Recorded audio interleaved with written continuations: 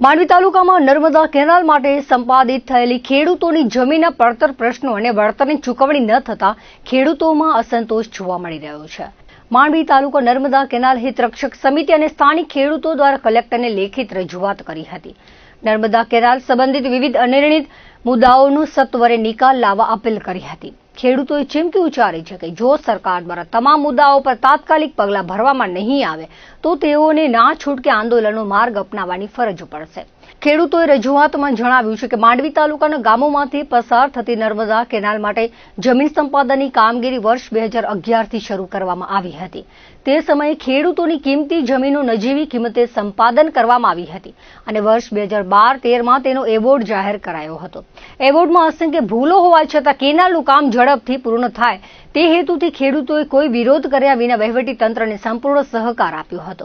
સરકાર દ્વારા ચૂકવવામાં આવેલું વળતર જમીનની વાસ્તવિક કિંમત કરતાં ખૂબ જ ઓછું હોવાથી ખેડૂતોએ વાંધા સાથે રાજકોટ જિલ્લા સેવા સત્તા મંડળના રેફરન્સ કેસો દાખલ કર્યા હતા। કોડાઈ, મેરાવ, વાડા, દુર્ગાપુર, દુર્ગાપર, નવાવાસ, બાડા, પીપરી, મોટી રાયણ, નાની રાયણ અને બિદડા ગામોના ખેડૂતોના કેસો અદાલત દ્વારા મહત્વનો હુકમ કરવામાં આવ્યો હતો। હુકમમાં ખેડૂતોને મૂળ એવોર્ડની તારીખથી ભાવ વધારો, વૃક્ષોની કિંમત અને વ્યાજ ચૂકવવાનો આદેશ નર્મદા નિગમને કરાયો હતો। ઐતિહાસિક ચુકાદાને 1.5 વર્ષ જેટલો લાંબો સમય વીતી ગયો હોવા છતાં પણ નર્મદા નિગમ દ્વારા આજ દિન સુધી ખેડૂતોને કોઈ વળતર ચૂકવવામાં આવ્યું નથી। આગળની કોઈ વહીવટી કાર્યવાહી પણ કરવામાં આવી નથી। વહીવટી અધિકારીઓની બદલી થઈ જતા વર્તમાન સમયમાં કોઈને આ અંગેની ચોક્કસ માહિતી નથી, જેના કારણે ખેડૂતો ભારે મુશ્કેલીનો સામનો કરી રહ્યા છે।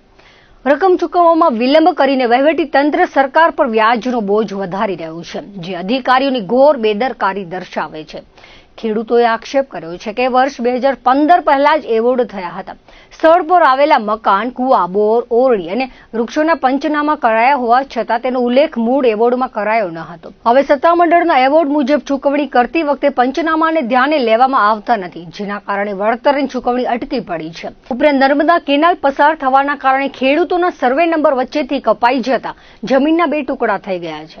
આ જમીનોનું નવેસરથી સર્વે કરી બંને બાજુના ટુકડાના અલગ અલગ સર્વે નંબર આપવાની અને હિસ્સા વહેંચણીની તમામ કામગીરી હજુ સુધી બાકી છે।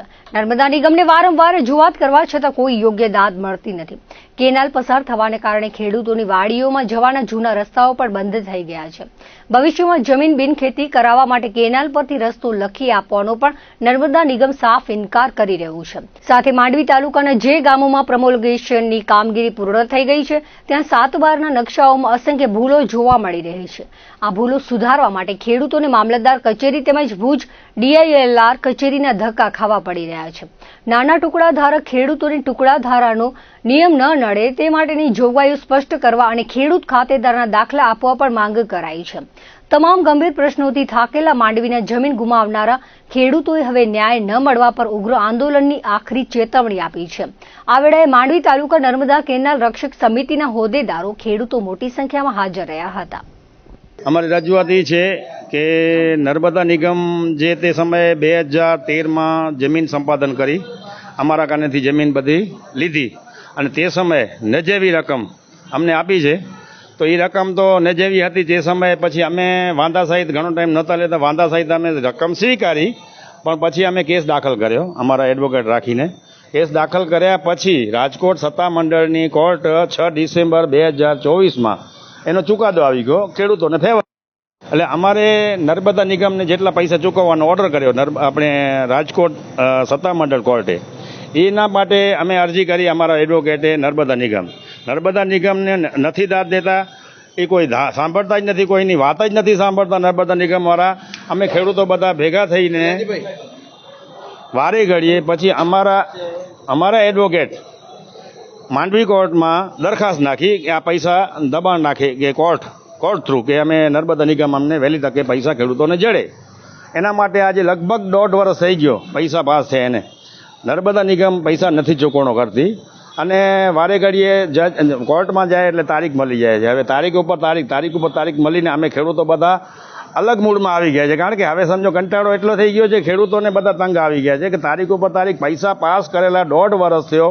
એ લોકો મારી સામે કોર્ટમાં નર્મદા નિગમવાળાની વિશે પણ હું કહું છું કે મહેરબાની કરીને તમારા દ્વારા એ પણ વાત કહું છું કે અમારો અવાજ ત્યાં નર્મદા નિગમવાળા સાંભળે કે અમારી જે ખેડૂતોની સાહેબ વેદના છે ને એ અમે જ જાણી શકીએ છીએ, અને ખેડૂત નહીં હોય તો આ દુનિયામાં કોઈ દુનિયા નહીં ટેકી શકે, કોઈને ખાવાનું નહીં જડે.